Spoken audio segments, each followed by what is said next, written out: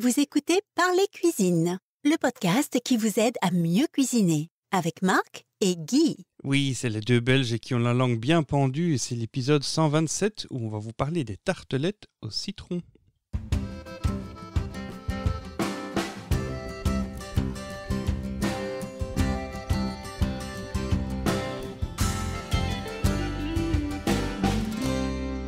Eh bien, bonjour à vous, mademoiselle, madame, monsieur. Au micro, c'est Marc, le passionné de cuisine, qui se retrouve avec Guy, l'autre passionné de cuisine belge à la langue bien pendue. Bonjour Guy. Bonjour Marc et bonjour à chacun et à chacune d'entre vous. Voilà, je vous dis ça avec un grand sourire parce qu'aujourd'hui, nous sommes le 2 février, dimanche. C'est le jour de la Chandeleur et je me suis rendu compte ce matin, je me suis réveillé avec une belle surprise en voyant que le journal français Le Monde sur son site nous a écrit un article intitulé « 3 podcasts pour faire sauter les crêpes ». Et Un article élogieux, il faut bien le dire. Hein. voilà, ils ont cité 3 podcasts qui parlent de crêpes. Et ils n'ont pas raté, cette fois-ci, ils nous ont pas raté. Et ils se sont rendus compte qu'effectivement, on a écrit on a publié une série d'épisodes sur les crêpes. Et ils ont été les écouter et ils les ont mentionnés. Voilà, donc j'ai mis le lien vers cet article-là sur la page Facebook, sur Twitter, et puis il suffit d'aller le voir là, ou faudrait aussi je le mette sur le site parlercuisine.com. Et moi, ce qui est intéressant, c'est que ces épisodes, on les a enregistrés en 2016, c'est-à-dire il y a 4 ans, quoi. Donc, et 4 ans après, ils sont toujours d'actualité, et ça vaut toujours la peine d'aller écouter nos anciens épisodes, parce que le savoir de Guy est universel, et quand il le répand, il le fait d'une manière qui puisse même servir aux générations futures, hein, si on peut dire ça. Ah, ben on va le dire comme ça. Parce Maintenant, que c'est vrai que l'article est élogieux et nous sommes cités en premier lieu. Il faut aussi reconnaître que c'est pas voilà. mal. Alors, pour ceux qui nous ont découvert suite à cet article-là, je tiens quand même à préciser, si vous avez été écouter l'épisode 0, que Guy est formateur d'école hôtelière et que pendant 30 ans...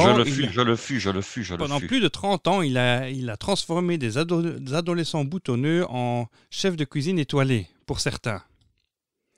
Je suis en train de réfléchir, oui. T'as eu quelques élèves qui ont eu des étoiles au Michelin.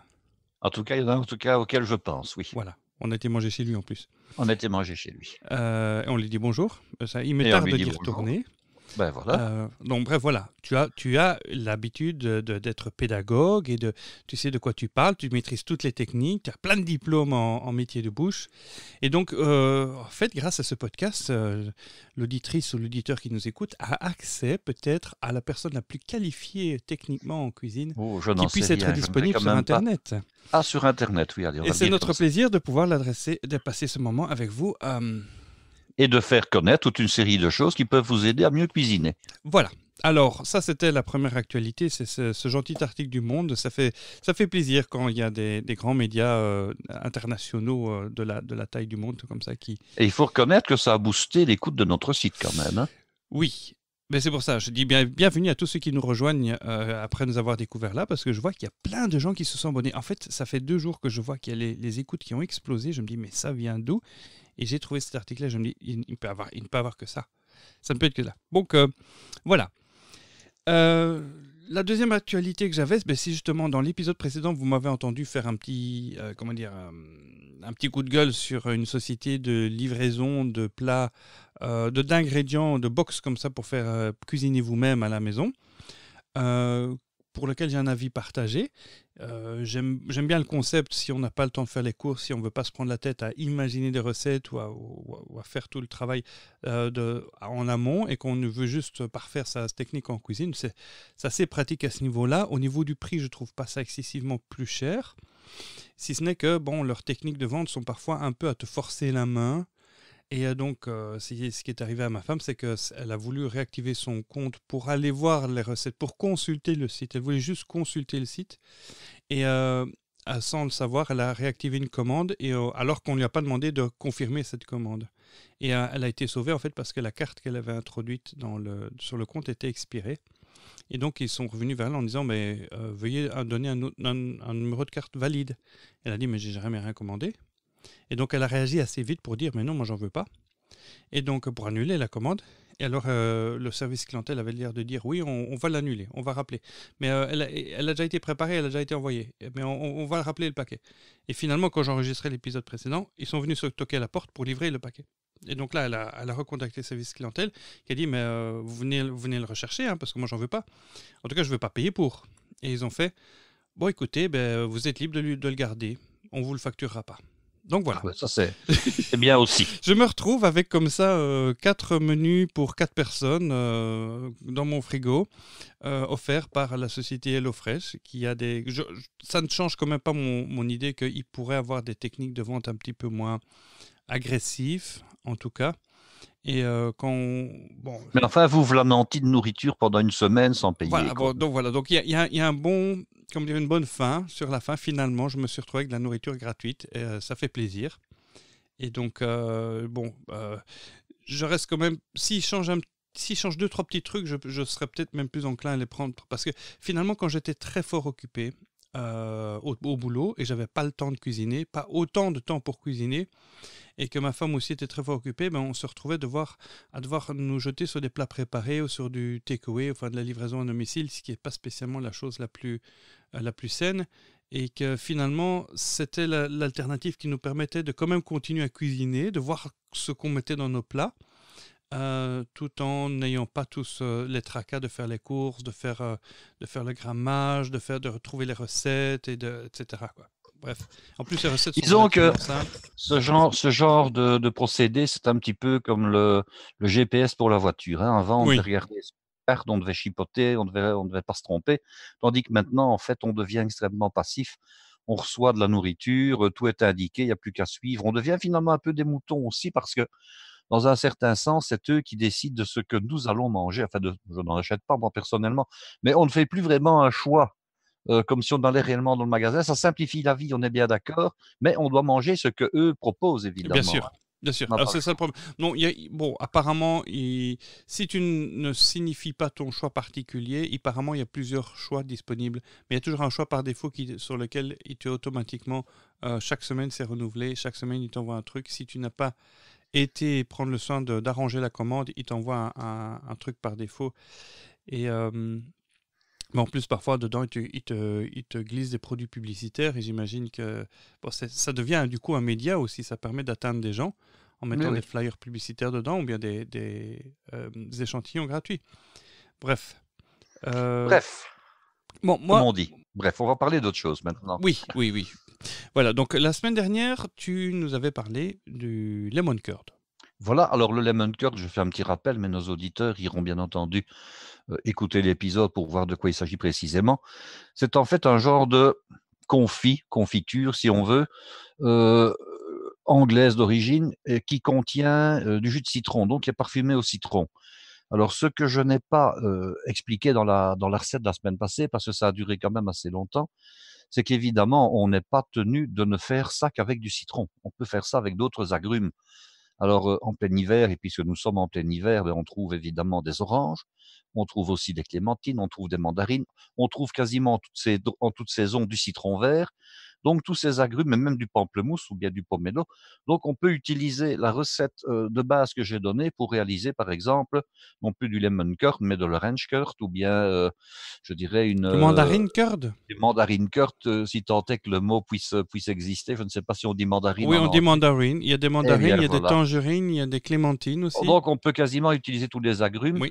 avec bien sûr les précautions, et je les rappelle, c'est que si ce sont des agrumes qui ont été traités avec des fongicides pour empêcher la survenue de vilaines moisissures bleues qui sont extrêmement Ce qui est le dangereuses, cas des 99% de ce que tu trouves les en agrumes, eh supermarché. bien, sauf paraît-il les citrons verts. Je me suis laissé dire, enfin je l'ai lu, que les citrons verts étant extrêmement peu sensibles Ils pourrissent aux pas. aspergillus, ils pourrissent pas, enfin ils dessèchent, hein, mais ils ne Oui, pourrissent pas. j'ai jamais eu un citron Donc, vert qui a pourri. Jamais. Le citron vert peut être utilisé, je dirais, sans précaution particulière, si ce n'est qu'il faut le laver, bien entendu, comme je l'ai déjà expliqué. Mais il ne faut pas se tracasser trop pour les substances que l'on pourrait mettre pour empêcher les moisissures. Il n'y en aurait pas. Voilà. Donc ça, ceci étant dit, nous allons pouvoir passer à des applications sérieuses de ce fameux lemon curd. Alors, il va de soi que si vous ne réalisez pas le lemon curd vous-même, vous pouvez toujours vous rendre dans votre supermarché favori et vous le trouverez au rayon des confitures. Et s'il y a un rayon des confitures anglaises, c'est évidemment là que vous allez le trouver, bien entendu, hein. Alors, on peut réaliser avec ça des tartes et des tartelettes. Et je vais vous donner plusieurs exemples. Alors, on a trouvé pendant très longtemps en Belgique des tartelettes au citron qui est un petit peu construite selon le principe d'utilisation du lemon curd. Alors, c'était des tartelettes en pâte grasse. Alors, la pâte grasse, c'est une pâte qu'on appelle également pâte sucrée, pâte sablée, pâte biscuit. Et je vais vous en donner la recette. Alors, je ne vais pas vous donner la recette que j'ai apprise quand j'étais moi-même élève à l'école. C'était une recette fine. Alors, une recette fine, qu'est-ce qui distingue une recette fine d'une recette plus banale? Eh bien, dans une recette fine, vous avez davantage de matière grasse et vous avez des jaunes d'œufs à la place des œufs entiers. Mais il faut savoir que la pâte grasse, je vais l'appeler par son nom technique professionnel, la pâte grasse n'est pas une pâte difficile à réaliser, mais c'est une pâte qui est extrêmement difficile à utiliser. Pourquoi?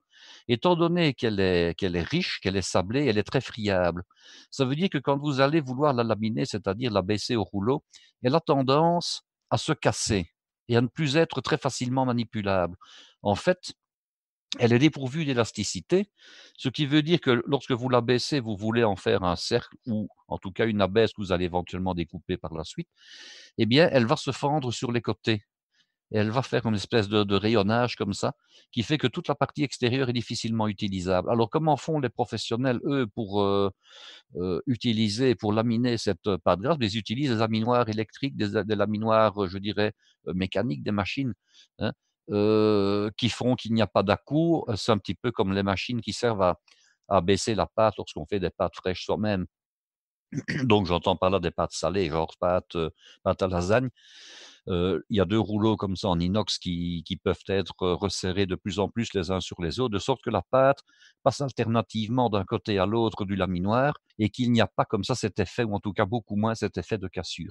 Alors la raison pour laquelle je vous donne une autre recette, eh bien c'est une recette qui ne contient pas de jaune d'œuf, mais des œufs entiers, de manière à ce que le blanc des œufs que vous allez mettre dans la pâte va lui donner un peu de corps, donc un peu d'élasticité, ce que ne donne pas une pâte où vous ne mettez que des jaunes d'œufs. Donc c'est une recette qui normalement sera plus facile pour votre utilisation.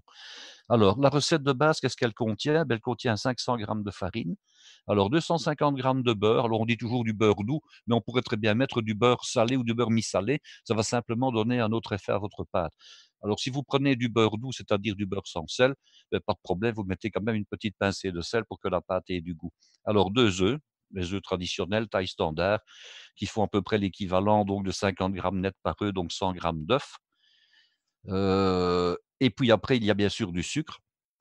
Alors le sucre, c'est soit 250 grammes de sucre impalpable ou S0 ou sucre glace, hein, c'est la même chose, ou éventuellement du sucre S1, donc c'est le sucre à la granulométrie la plus fine qui suit, mais traditionnellement, on prend donc du sucre glace, du sucre S0.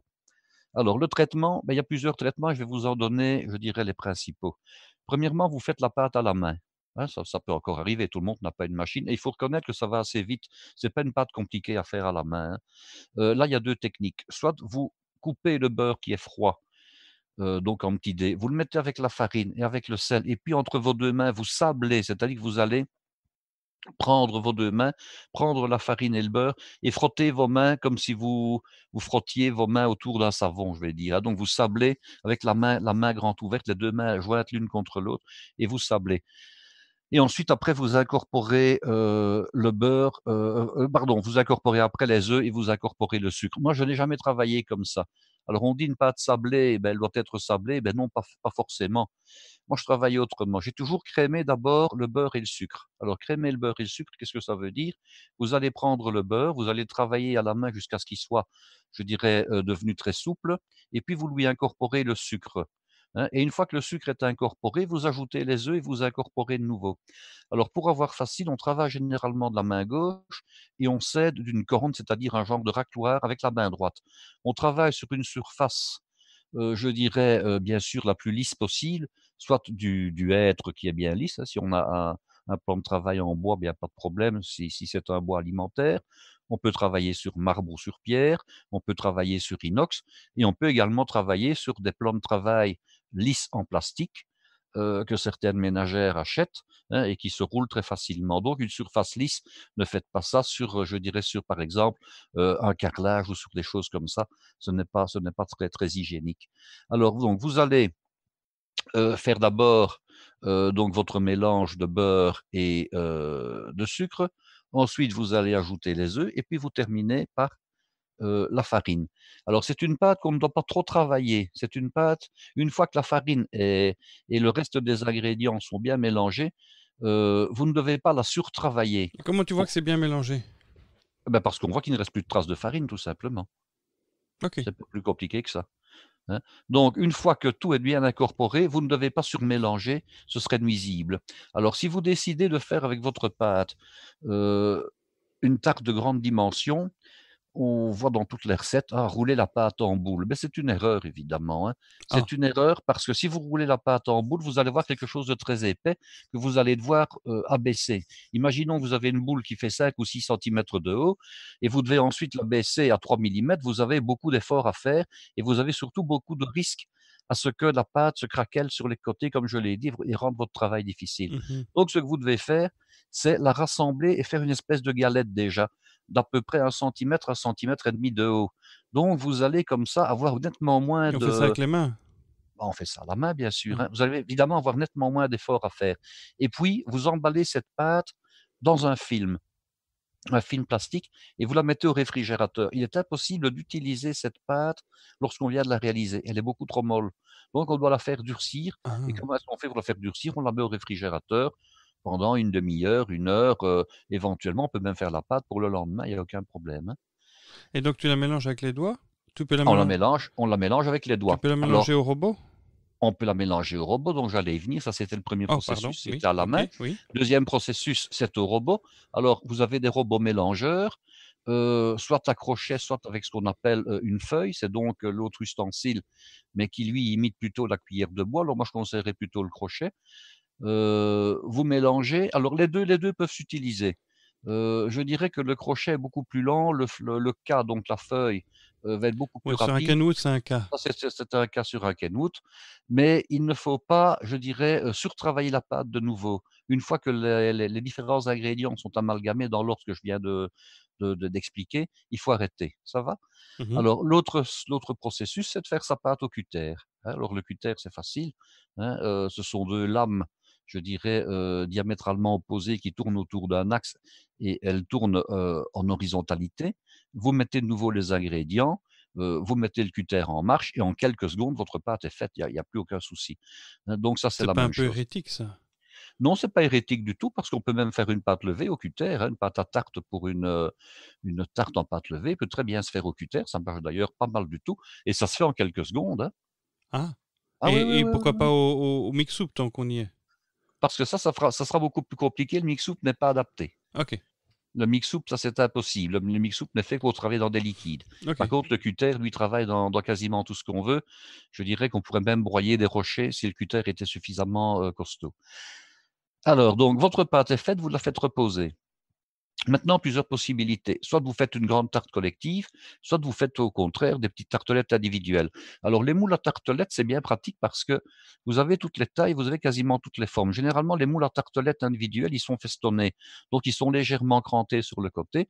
J'en ai en version, ronde, il y en a en version ovale, il y en a en version oblongue, il y en a en version carrée, en version rectangulaire et même en version triangulaire.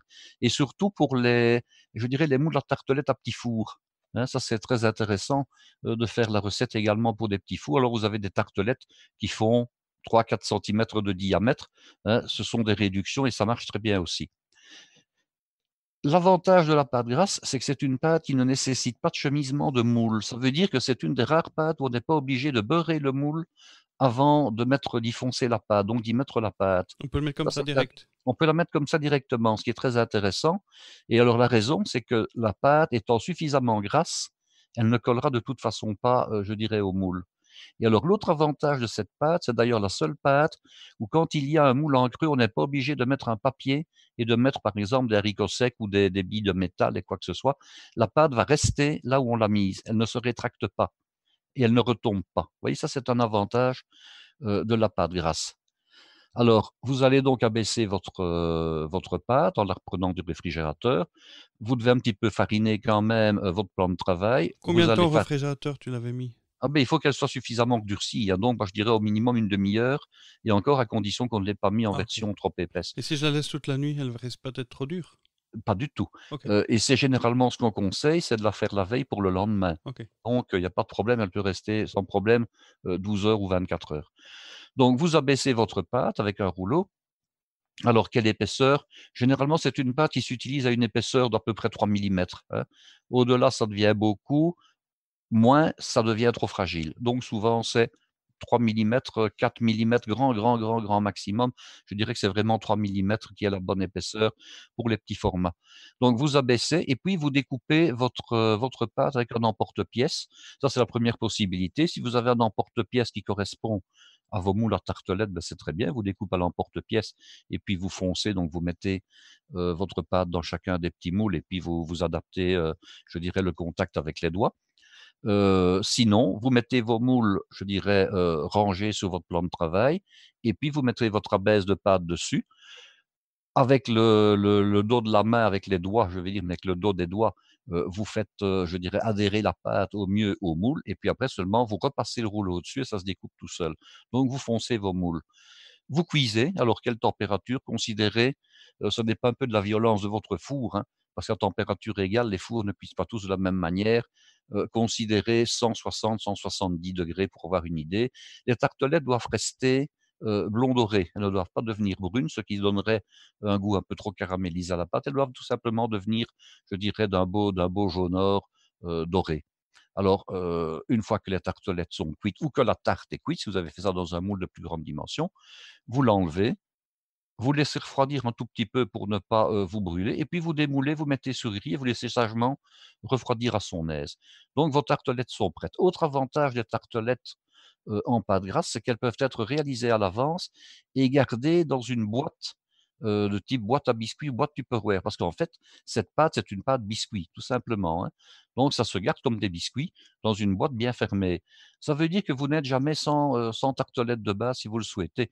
Vous avez une visite à l'improviste, vous allez rechercher votre tartelette, vous avez votre lemon curd, ben, c'est très facile de faire des C'est combien de temps tartelettes. tu la gardes comme ça? Oh, bah, écoutez, plusieurs jours sans aucun problème, hein, même, ça va même en l'ordre de la semaine sans aucun souci, hein. Bon, n'allons pas au-delà parce que ça perd en qualité, ça va perdre en fraîcheur, ça va éventuellement perdre un peu en friabilité, mais vous les gardez sans aucun problème 4 ou 5 jours dans une boîte bien fermée. Ok. À condition de les y avoir mis, une fois qu'elles sont bien refroidies. Si vous les mettez et qu'elles sont encore tièdes, elles risquent de moisir, faut le savoir, hein, donc on doit bien sûr les laisser refroidir. Alors maintenant, première version, tartelette au massepain. Alors comment vous faites? Vous devez acheter du massepain, confiseur, c'est-à-dire un massepain qui est composé de 2 tiers de sucre pour un tiers d'amande et ça, les gens ne font pas souvent attention. Ils achètent souvent du massepain pâtissier qui, lui, est composé de 50 de sucre et de 50 d'amande, mais ça, c'est un massepain qui doit encore cuire. Ah oui. Donc ce n'est pas le cas ici, il faut un massepain confiseur, donc 2 tiers sucre et un tiers d'amande. Alors de nouveau, vous allez devoir abaisser. Et si les gens veulent faire le massepain eux-mêmes?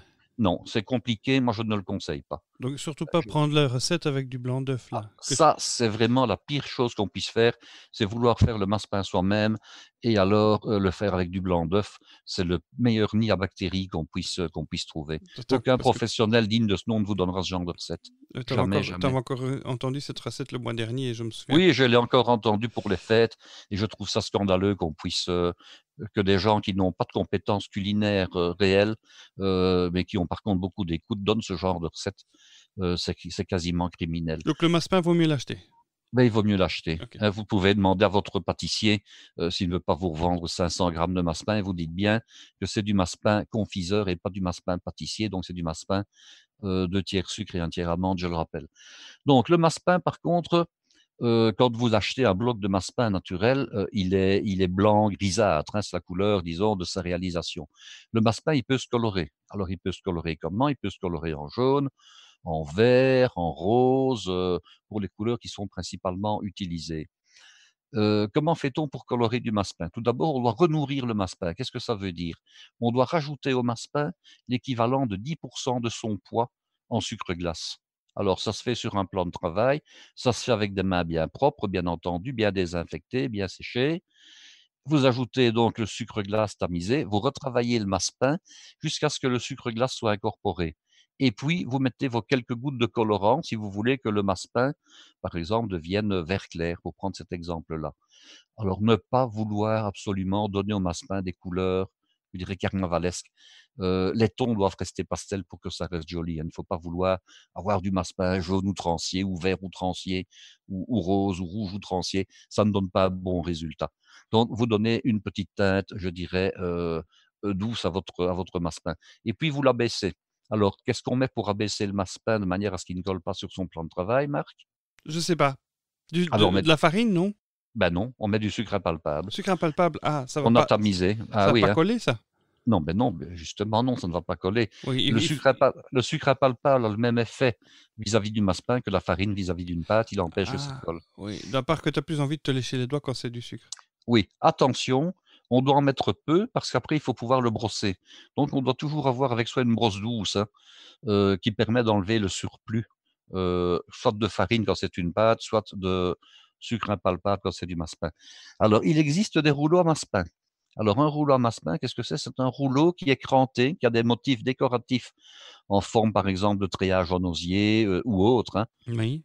Et ça donne comme ça un relief au massepain qu'on a abaissé, c'est évidemment plus joli. Bon, ne faites pas forcément l'investissement de ce genre de rouleau si vous ne vous en servez qu'une fois ou deux dans votre vie. Par contre, si vous le faites régulièrement, ça vaut la peine d'aller voir sur Internet. Ce sont soit des rouleaux en acier qui sont crantés, soit des rouleaux en plastique dur qui sont crantés également. Donc, ça donne un petit relief à votre massepain. Si maintenant vous n'en avez pas, ben vous utiliserez une fourchette pour faire les stries que vous avez envie de faire. Alors, vous découpez donc de nouveau avec l'emporte-pièce qui vous a servi à découper les fonds de tarte. Vous découpez donc, par exemple, des ronds festonnés, si vous avez des tartelettes rondes festonnées. Vous découpez donc dans votre abaisse de massepain, abaissé aussi à 2-3 millimètres, vous découpez les mêmes cercles, je dirais. Vous remplissez maintenant avec le lemon curd dont j'avais donné la recette, vous remplissez vos tartelettes, vous en mettez l'équivalent de entre 3/4 et 1 centimètre. N'allez pas au-delà, sinon ça devient écœurant. Et puis, vous allez replacer, je dirais, votre abaisse de massepain sur chacune des tartelettes ou sur chacun des petits fours pour, je dirais, fermer la tartelette. Alors, vous allez me dire maintenant, est-ce que ça doit rester comme ça? Ben, ça pourrait rester comme ça, mais nous allons décorer cette histoire-là, ça sera un petit peu plus joli. Alors, avec quoi peut-on décorer? Pour commencer, traditionnellement, on écrivait avec un cornet le mot citron sur la tartelette. Alors, un cornet en papier, c'est pas compliqué à faire, il y a des tutos sur internet. Vous prenez un triangle rectangle. Je ne saurais pas évidemment à la radio vous expliquer comment on le plie, donc ça, il faut aller voir sur internet. Vous le pliez et vous mettez soit du chocolat fondu dans le cornet, soit, et ça c'est ce qui est le mieux, je vous demande qu'est-ce que vous pourriez mettre et qui vous servirait au même usage et qui est très rapide et très facile à utiliser. De la sauce au chocolat? Du caramel? Non, non, mais on est pas loin. Pour écrire en brun, effectivement, à base de chocolat. Et Du on en a Nutella? du Nutella, exactement. Ah. Donc vous mettez du Nutella Non, du Nutella, c'est pas du chocolat, c'est du sucre aromatisé au chocolat avec beaucoup de graisse de palme. et des noisettes, hein. Un petit Bon, peu, des arômes.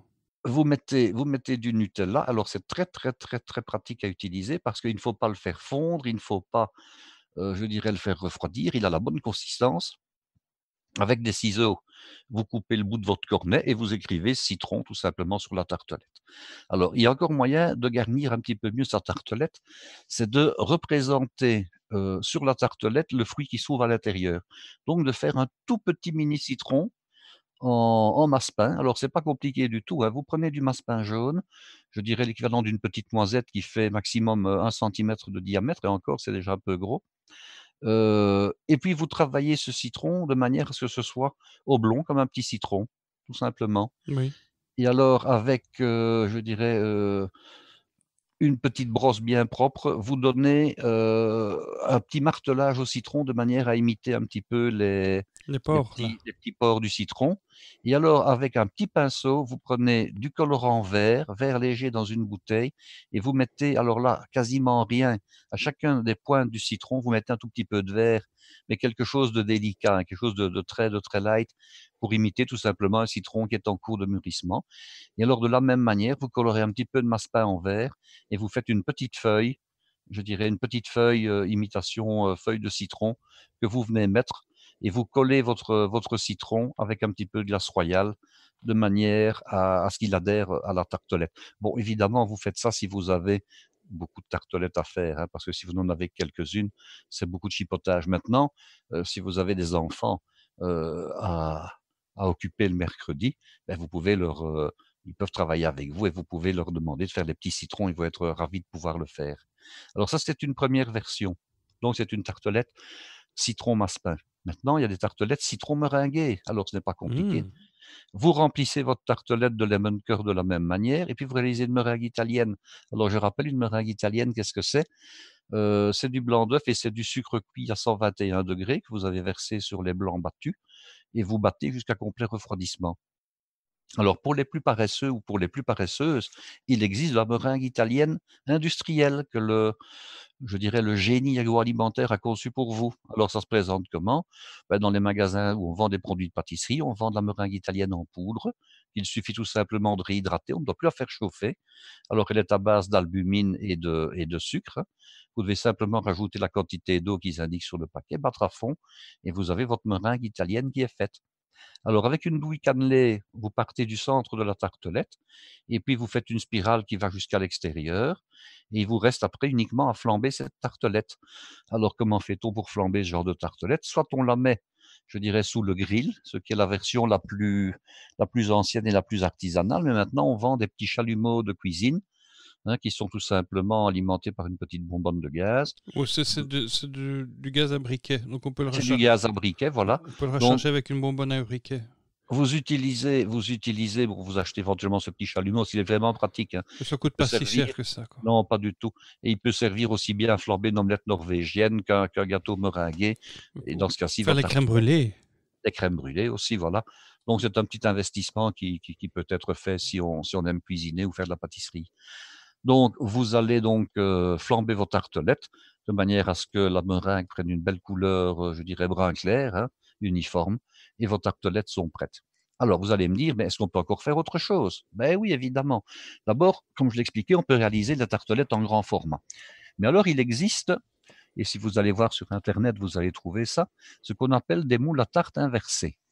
Ah. Alors, un moule à tarte inversé, qu'est-ce que c'est? C'est un moule à tarte qui existe aussi bien en format tartelette, j'en ai acheté, qu'en format tarte grande dimension, de 8 à 12 personnes. Ce sont des moules dont, je dirais, le pourtour, qui est souvent très festonné, présente un rebord creusé. De manière que lorsque vous allez cuire une pâte dans ce moule et que vous allez le retourner, vous allez avoir directement une tarte en creux qui va être faite. Et alors là, qu'est-ce que vous pouvez utiliser? Vous pouvez utiliser par exemple la génoise. La génoise dont j'ai donné la recette Il y a quelques épisodes, oui. il y a quelques épisodes. Donc vous allez utiliser ce moule pour faire de la génoise. À ce moment-là, bien sûr, beurrer, fariner le moule, enlever l'excédent de farine, couler sa génoise dedans, lisser, cuire au four, hein, donc 160, 170 degrés.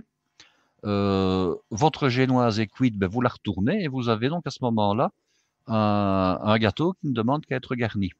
Alors, qu'est-ce qu'il faut prendre comme petite précaution avant de mettre le lemon curd? Donc, nous avons affaire à une génoise et je n'ai pas envie que ma génoise se remouille. Qu'est-ce que je peux faire pour éviter d'avoir la génoise qui se remouille? On met du beurre? Exactement. Donc, on met du beurre. Alors, on met du beurre comment? Ben, on prend son micro-ondes, on met le beurre dedans, on le fait fondre sans qu'il ne devienne coulant, c'est-à-dire qu'il doit être vraiment extrêmement mou. Et avec un pinceau, hein, un pinceau, moi je conseille toujours le pinceau à éventail pour faire ça. Avec le pinceau, on va badigeonner le fond de son moule d'une toute fine couche de beurre qui va donc permettre, enfin plutôt empêcher à l'humidité de passer. Hein, Ok. comme ça, la pâte ne va pas se remouiller inutilement.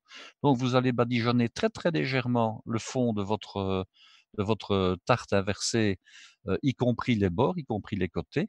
Et puis vous allez de nouveau couler à ce moment-là votre lemon curd. Alors là, ça offre des avantages, je dirais, supplémentaires. C'est que vous pouvez bien entendu faire comme tout à l'heure une tarte avec du massepain, une tarte avec de la meringue. Vous pouvez également mettre de la chantilly, hein, sur toute la surface de votre tarte. Comment vous la mettez? Ben, de nouveau à la poche à douille en faisant une jolie spirale ou bien éventuellement en faisant des petits cônes, des petites pointes ou des petites rosaces. Mais vous pouvez également garnir cette tarte avec des fruits. Or, l'association du citron et de certains fruits, ça marche particulièrement bien. Alors, on va arriver à la saison, je dirais au printemps, des fraises, des framboises. Vous avez également l'ananas. Vous pouvez très bien faire une tartelette, citron ou une tarte citron ananas de cette manière-là. Mangue. Mangue, citron papaye, citron banane, ça va très, très bien Kiwi. marcher également. Citron kiwi, ça va être superbe. Donc voilà, vous avez comme ça, à partir d'une recette de base qui était le lemon curd, toute une série de déclinaisons possibles et je dirais même, par exemple, que citron banane, ça peut marcher, magnifiquement. Citron pêche, citron nectarine, citron abricot, hein. Là, vous êtes vraiment, l'imagination est à votre portée. Ne pas oublier, vous allez mettre des fruits sur votre tarte, au citron. Réaliser un petit sirop de nappage, donc vous allez également appliquer au pinceau. Alors un sirop, c'est pas compliqué, hein. Vous prenez par exemple un sirop d'une grande marque connue de sirop aromatisé, vous ajoutez la même quantité d'eau, donc vous ne l'utilisez pas, je dirais pur. Maintenant, vous pourriez l'utiliser pur, ce ne serait pas un drame, hein. Et puis vous allez le faire tiédir et vous allez les gélifier et vous allez les gélifier à raison de 40 à 50 grammes de feuilles de gélatine au litre. Alors vous allez me dire: «Oui, mais bon, moi je ne vais pas faire 1 litre, hein, de ce truc-là». Ben, c'est pas compliqué. Vous n'en faites qu'1 décilitre et vous ne mettez que, je dirais, 4 ou 5 grammes de feuilles de gélatine que vous allez mettre à tremper dans de l'eau froide Ah, et c'est pendant comme 10 ça qu'ils minutes. font Ben, ces petits c'est-à-dire voiles que de gélatine au-dessus des on peut le faire tartes. comme ça. Maintenant, les professionnels achètent leur gélifiant, tout prêt, hein. Ils n'ont plus qu'à le prendre, le liquéfier et le remettre et il y a même des gélifiants qu'on met au pistolet, à couleur, hein. Donc Bah, ça, c'est dans les les grandes maisons, quoi. les grandes maisons, ils ont un pistolet à gélification, à gélifier. Donc ils ont de la gélatine qui est dans un seau, enfin la gélatine, la gelée qui est toute prête, hein et puis, comme si c'était pour peindre une voiture, ils prennent le pistolet, ils prennent la tarte et en 1 seconde ou 2, la tarte est, je dirais, gélifiée entièrement, hein. Ah oui, ça, c'est le progrès. Maintenant, quand on n'a pas ça parce qu'on est un particulier, ben, on travaille artisanalement, on fait 1 décilitre, de sirop qu'on va gélifier soi-même. Donc il faut toujours avoir quelques feuilles de gélatine à la maison, hein et la norme, c'est gélification, je dirais, assez forte, c'est 50 grammes.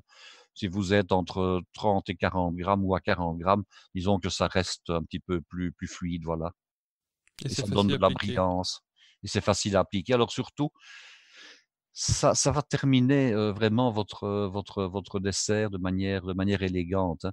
Heu, Si vous prenez des fruits jaunes, bien entendu, vous prenez un sirop qui est plutôt de fruits jaunes. Si vous prenez des fruits rouges, un sirop de fruits rouges, bien entendu. Hein, vous pouvez très bien prendre un sirop de grenadine, par exemple, pour, gélifier une tarte, aux fraises ou à la framboise. Vous pouvez évidemment prendre un sirop à la framboise ou à la fraise, évidemment, ça va de soi, hein.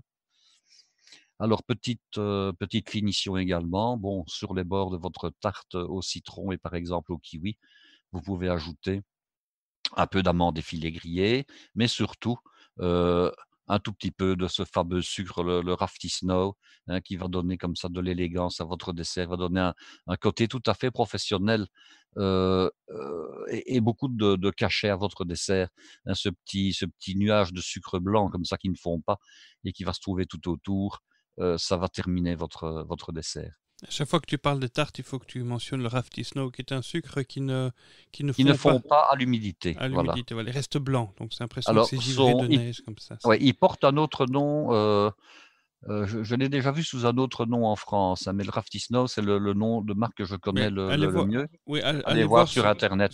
sur les notes de l'épisode, j'ai mis quelques liens parce que ce produit est disponible sur Amazon et donc je mets le lien là, comme ça, si vous passez par Le notre le lien pour gros l'acheter. problème le gros problème, c'est que c'est un sucre qui se vend en assez grande Mais quantité. justement, il y a une autre marque qui le fait en Voilà, conditionnement en 500 grammes. conditionnement plus petit, voilà.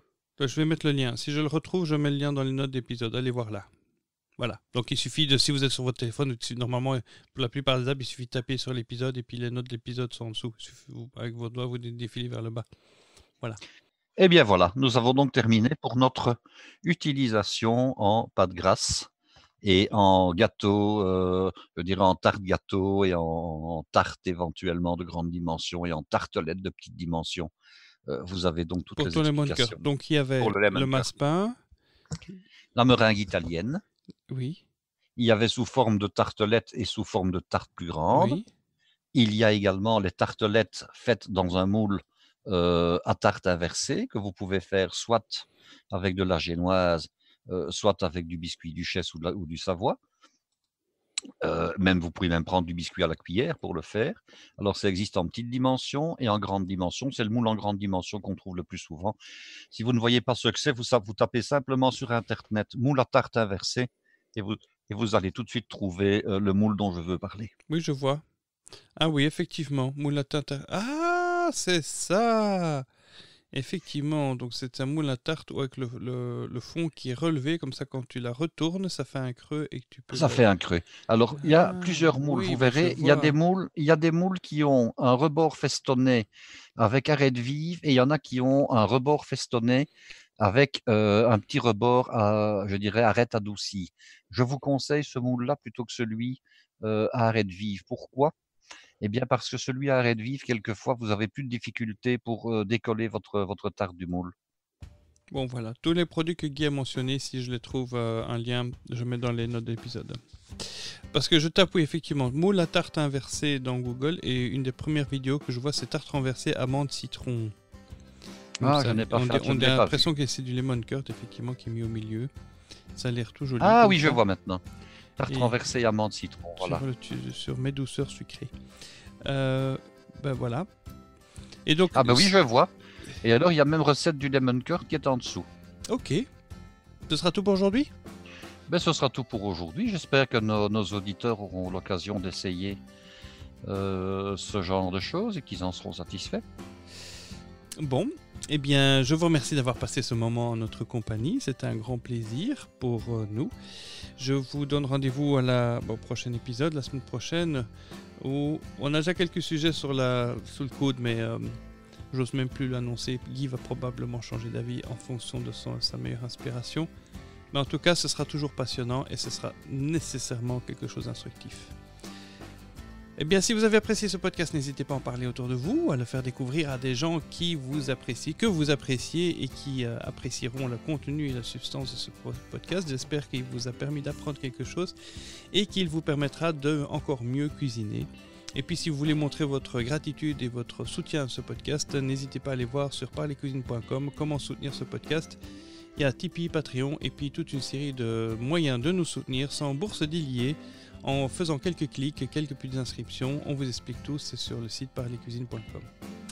Et puis il y a toujours notre page Facebook, notre groupe Facebook sur lequel vous pouvez dialoguer avec les autres auditeurs, auditrices. Il y a notre compte Twitter et puis notre email question@parlercuisine.com. Pourquoi? Parce que depuis le premier épisode de notre existence, nous avons cet email qui vous permet à vous, auditrices, auditeurs, de poser votre question à Guy. Et Dieu sait si on en a déjà reçu. Alors, je fais un petit appel. Si par malheur vous avez posé une question et qu'on n'y a pas encore répondu, n'hésitez pas à renvoyer votre question parce que ça se peut qu'on en ait perdu une. Parce que je me suis rendu compte qu'il y a des gens qui ont envoyé la question en commentaire d'un post sur Facebook et ça c'est pas spécialement passé. Ou alors j'ai dû le rater parce que Facebook maintenant ne me montre plus les posts dans l'ordre chronologique et parfois je dois un peu fouiller là-dedans pour retrouver ça. Donc l'idéal, le mieux c'est de passer par l'email question@parlercuisine.com. Voilà, et il suffit juste, ou alors vous tapez podcast Parler Cuisine sur Google, vous tombez sur notre site premier résultat parlercuisine.com et puis là-dessus sur la page en dessous il y a marqué posez votre question, vous cliquez, on vous explique tout là sur cette page là. Voilà, merci beaucoup pour votre attention et je vous dis à la prochaine. Au revoir. À bientôt.